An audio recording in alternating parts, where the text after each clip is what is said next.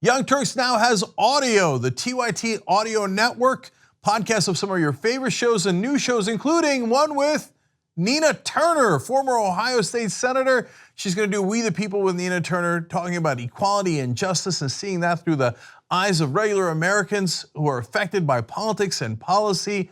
Everybody check it out at tyt.com/audio. Ben Carson is the head of HUD, that is the housing administration that is supposed to help people with affordable housing, but that is not what's happening.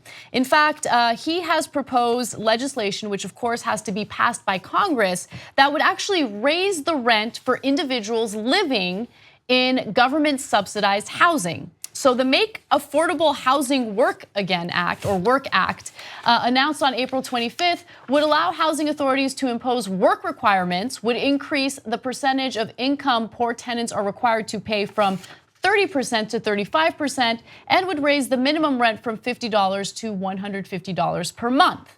Now, these are the poorest people in the country, and they are very close to homelessness. And if this policy gets implemented or passed and implemented by Congress, it could actually increase homelessness in the United States. So in the nation's 100 largest metropolitan areas, low-income tenants, many of whom have jobs, by the way, let me emphasize that, many of these people do have jobs, would have to pay roughly 20% more each year for rent under the plan. The rent increase is about 6 times greater than the growth in average hourly earnings. So let's talk about that for a second. First of all, the misleading argument that, hey, we need to raise the rent because that'll encourage these people to work. The majority of these people do work, they have jobs. In fact, majority of Americans do work. Remember, Trump administration loves to brag about the jobs numbers, right? That's right. Oh my God, the unemployment rate is the lowest it's been in a really long time. But they never dive in, they never do a deep dive into those numbers. What are the qualities of those jobs? What are the wages? Are these full-time jobs or part-time jobs? Are these contractor jobs or are these temporary jobs? Luckily, I have some of those numbers for you, and it's actually not as rosy as the administration and the media would like you to believe. But nonetheless, keep in mind that housing, the price of housing has doubled. Wages. When you compare wages to housing, the cost of housing has doubled while wages have remained stagnant, right? Roughly 4 million low-income households receiving HUD assistance would be affected by the proposal. HUD estimates that about 2 million would be affected immediately, while another 2 million would see rent increases phased in after 6 years. Ben Carson jokingly said, he was serious, but this is a joke in my opinion. It's our attempt to give poor people a way out of poverty. Yeah, this is not the way to do it. To charge them more for housing when the jobs that are being created in this country are absolute crap. Yeah, that's not a way of lifting them out of poverty. Of the 8.3 million people affected by the proposal, more than 3 million are children. Nice family values there. Also, the number of persons employed part-time for economic reasons, sometimes referred to as involuntary part-time workers, was essentially unchanged at 4.5 million in May. That's according to the US Bureau of Labor Statistics. That was the jobs report that came out last Friday that everyone was bragging about. There are millions of people who are underemployed in the country. People who want full-time jobs but can't find full-time jobs. And then when it comes to the jobs that are created, most of them are in retail or in construction, which sometimes does pay well, but they are not often permanent jobs and they're not often jobs that pay well. So let's do something about the quality of jobs that are being created in the country as opposed to attacking and targeting the most disadvantaged people.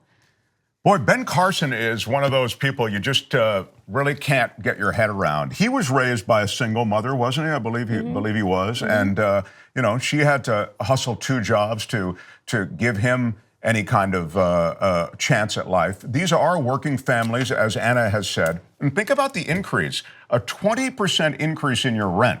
I mean, all of a sudden, and as Anna says, a lot of these rent increases are going to go into effect immediately. I mean, that doesn't shock you into, I mean, I get it. I need to get a job where I make more money. So, you know, wave the magic employment wand. It's just not out there.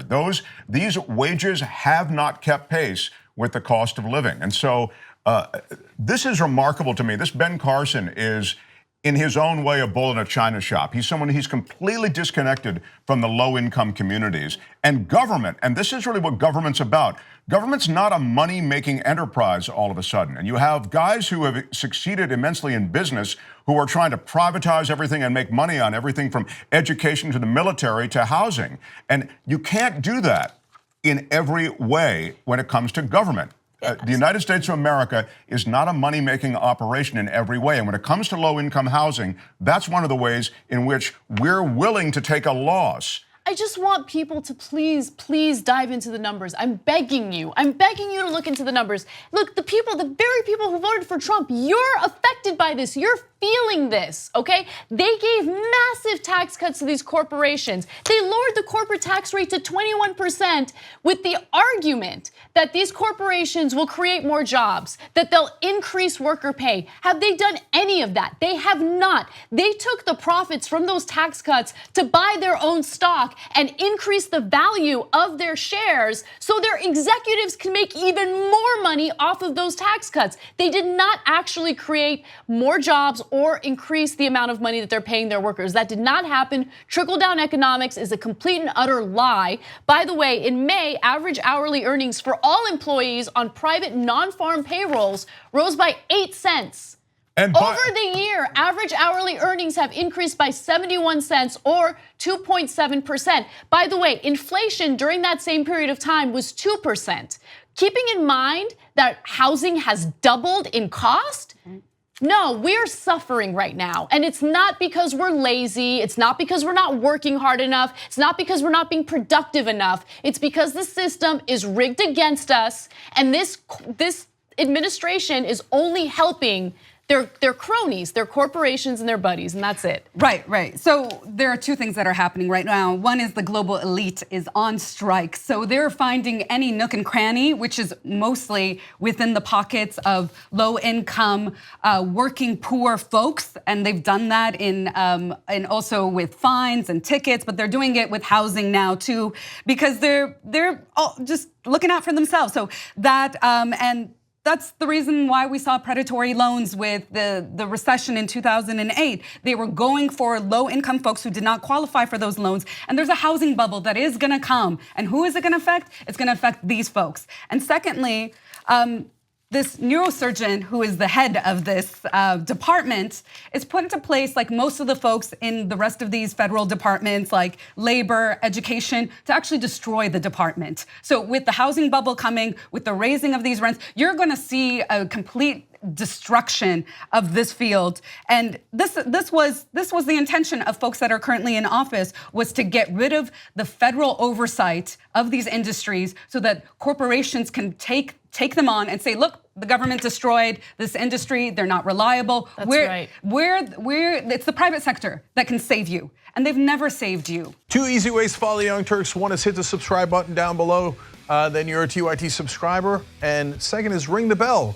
And when you do that on YouTube, you're notified of our videos.